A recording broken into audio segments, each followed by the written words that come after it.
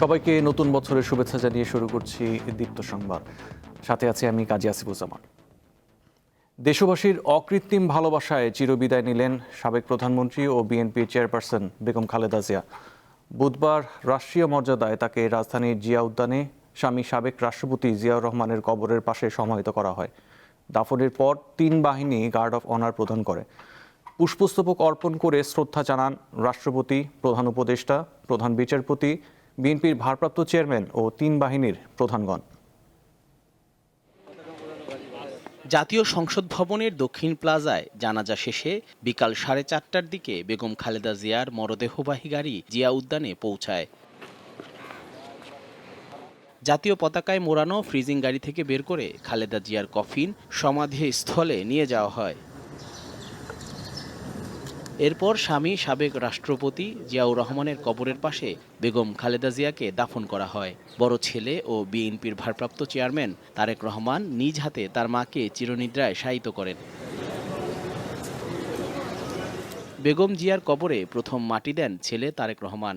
এরপর ৩ বাহিনীর প্রধান, স্বরাষ্ট্র উপদেষ্টা ও দলের শীর্ষ নেতারা কবরে মাটি দেন।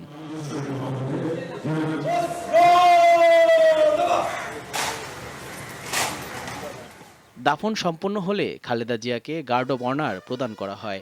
বিয়োগলে বাজানো হয় করুণ সুর। এরপর প্রয়াতর স্মরণে ১ মিনিট নীরবতা পালন করা হয়। রাষ্ট্রপতি, প্রধান উপদেষ্টা ও প্রধান বিচারপতির পক্ষ থেকে খালেদা জিয়ার কবরে পুষ্পস্তবক অর্পণ করে শ্রদ্ধা নিবেদন করা হয়। একে একে বিএনপির ভারপ্রাপ্ত চেয়ারম্যান তারেক রহমান এবং সেনা, নৌ ও বিমান বাহিনীর প্রধানগণ সাবেক প্রধানমন্ত্রীর কবরে পুষ্পস্তবক অর্পণ করেন। পরে বেগম খালেদা জিয়ার রুহের মাগফিরাত ও শান্তি কামনায় দোয়া করা হয়। এ সময় তারেক রহমানের স্ত্রী জুবাইদা রহমান, মেয়ে জাইমা রহমান, ছোট ভাই আরাফাত রহমানের স্ত্রী শর্মিলা রহমান, তার 2 মেয়ে জাহিয়া ও জাফিরা রহমান এবং বিএনপির জ্যেষ্ঠ নেতারা উপস্থিত ছিলেন। 1981 সালে শহীদ প্রেসিডেন্ট জিয়াউর রহমানকে সমাহিত করা হয়েছিল এখানে। 44 বছর পর তার স্ত্রী এবং 3 বারের প্রধানমন্ত্রী বেগম খালেদা জিয়াকে আজ সমাহিত করা হলো তার পাশে। দেশ ও জাতি রাষ্ট্রীয় মর্যাদায় বিদায় জানালো এক মহান নেত্রীকে। জহিরুল মোহসান, দীপ্ত সংবাদ, ঢাকা। বেগম খালেদা জিয়ার জানাজায় মানুষের ঢল নামলে সংসদ ভবনের দক্ষিণ প্লাজাকে ঘিরে থাকা সকল সড়ক স্থবির হয়ে পড়ে। মানুষের চাপে মরদেহবাহী গাড়ি পৌঁছাতে বিলম্ব হয়। ফলে ঘোষিত সময়ের চেয়ে 1 ঘন্টা পর শুরু হয় জানাজা। লাখো লাখো মানুষের উপস্থিতিতে বেগম জিয়ার নামাজে জানাজা অনুষ্ঠিত হয়েছে মানিক মিয়া অ্যাভিনিউতে। এটি যেন ইতিহাসেরই সেই পুনরাবৃত্তি। 44 বছর আগে একই স্থানে লাখো মানুষ শহীদ রাষ্ট্রপতি জিয়াউর রহমানকে শেষ বিদায় জানিয়েছিলেন। আজ আবার সেই জায়গাতেই নেমেছে মানুষের ঢল। বুধবার রাজধানীর মানিক মিয়া অ্যাভিনিউ ছাপিয়ে জনস্রোত আছড়ে পড়ে আশেপাশের কয়েক কিলোমিটার জুড়ে। যেদিকে চোখ যায় শুধু মানুষ আর মানুষ। দলমত নির্বিশেষে শোকার্ত মানুষের এই ঢল প্রমাণ করল রাজনীতির আপোষহীন নেত্রী বেগম খালেদা জিয়া মানুষের হৃদয়ে কতটা গভীর স্থান করে নিয়েছিল। 3 বারের প্রধানমন্ত্রী হয়েছিলেন। তিনি সত্যর পথে ছিলেন, আপোষহীন। তিনি কখনো মিথ্যার সাথে হাত মিলান নাই। সেই 96 সাল থেকে যে মায়ের নেতৃত্বে রাজপথে স্লোগান, মিটিং, মিছিল শুরু করেছি, আজকে সেই মাকে আমরা হারিয়েছি।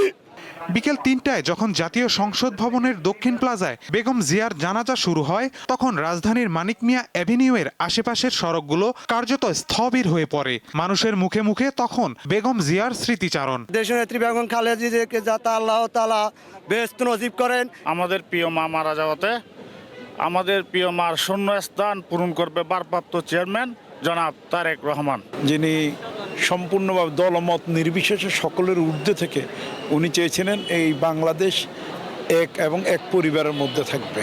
দীর্ঘ রোগভোগ, কারাবাস আর নানা চড়াই উতরাইয়ের পর তার এই বিদায় প্রমাণ করে ক্ষমতার বাইরে থেকেও একজন নেতা কিভাবে গণমানুষের মনে বেঁচে থাকতে পারেন।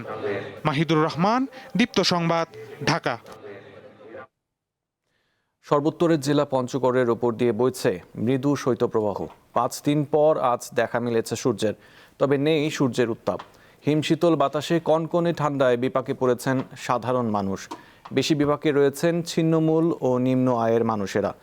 আজ সকাল 9টায় সর্বনিম্ন তাপমাত্রা 9 ডিগ্রি সেলসিয়াস রেকর্ড করেছে তেঁতুলিয়া আবহাওয়া অফিস। দিনাজপুরে ঘন কুয়াশা আর হিমেল বাতাসে জনজীবন থমকে গেছে। সকাল 6টায় সর্বনিম্ন তাপমাত্রা রেকর্ড হয়েছে 9.9 ডিগ্রি সেলসিয়াস। শীতের তীব্রতায় কাহিল কুড়িগ্রামের জনজীবন। সর্বনিম্ন তাপমাত্রা রেকর্ড করা হয়েছে 10.5 ডিগ্রি সেলসিয়াস।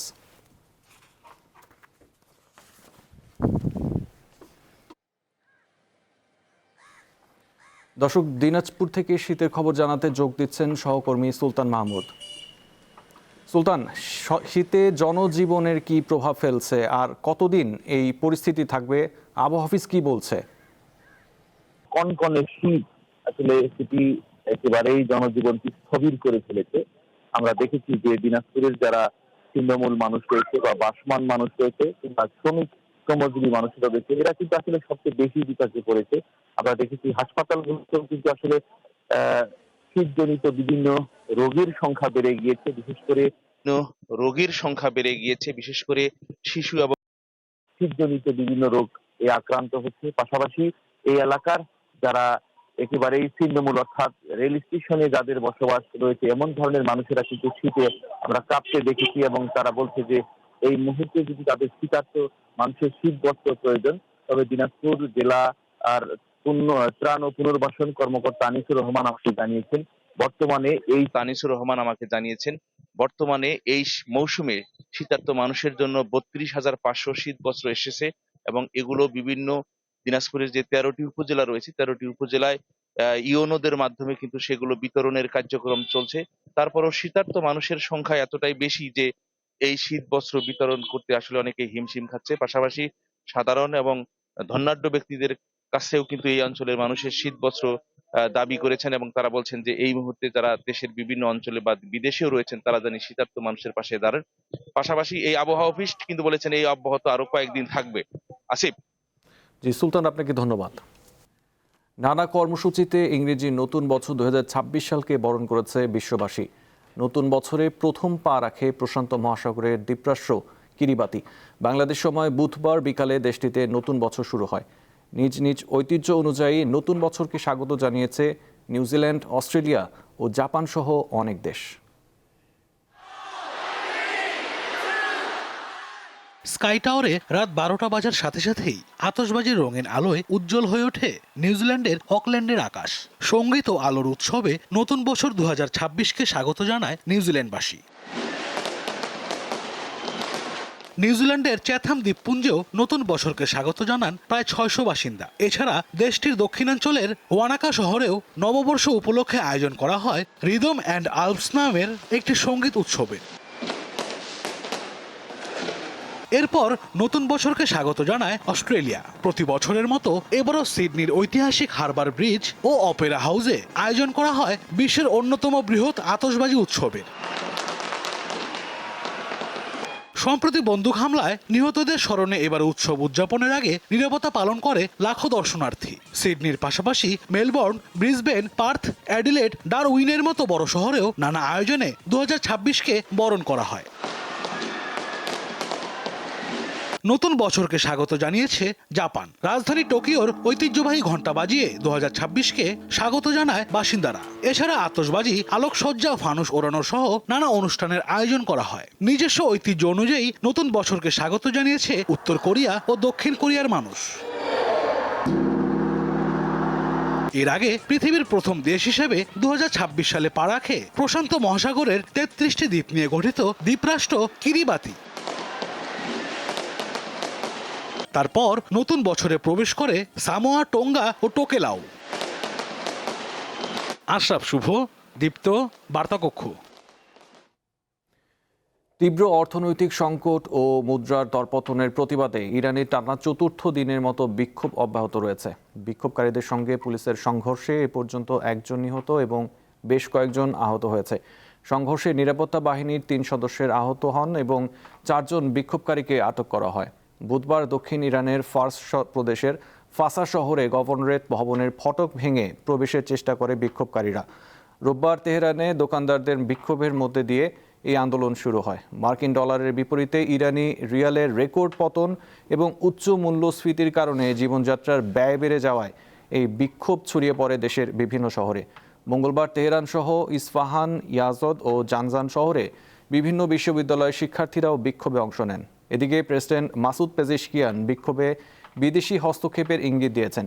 তিনি বলেন, দেশের ভেতর ও বাইরে থেকে চাপ সৃষ্টি করা হচ্ছে এবং পরিস্থিতি জাতীয় সংহতি জোরদার করা জরুরি।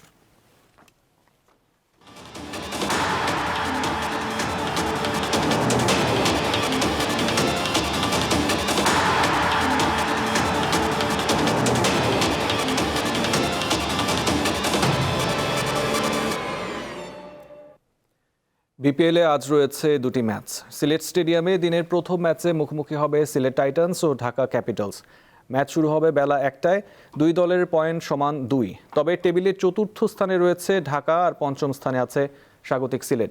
যদিও সিলেট ২ ম্যাচ খেলে জয় পেয়েছে মাত্র একটিতে, আর ১ ম্যাচ খেলে একটিতে জয় পেয়েছে ঢাকা। নিজেদের ধারাবাহিকতা ধরে রাখতে এই ম্যাচেও জয় চাইছে মোহাম্মদ মিথুনের দল। এদিকে দিনের দ্বিতীয় ম্যাচে সন্ধ্যা ৬টায় লড়বে রংপুর ও রাজশাহী।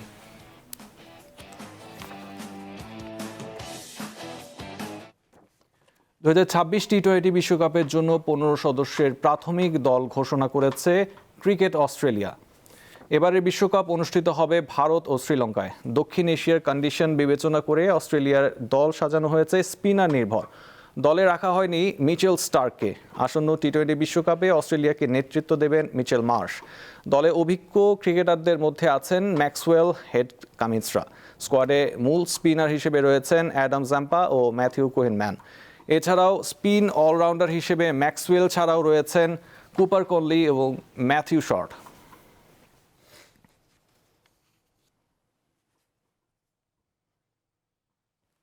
ইংলিশ প্রিমিয়ার লিগ ফুটবলে রাতে মাঠে নামবে সান্ডারল্যান্ড ও ম্যানচেস্টার সিটি।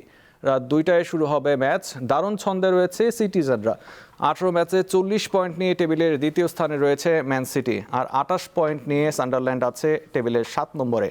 এই ম্যাচে সান্ডারল্যান্ডের মাঠে গিয়ে খেলবে ম্যানচেস্টার সিটি। নিজেদের শেষ ৬ ম্যাচের সবকটিতেই জিতেছে দলটি, আর এই ম্যাচেও প্রতিপক্ষের মাঠ থেকে জয় নিয়ে ফিরতে চায় ম্যান সিটি।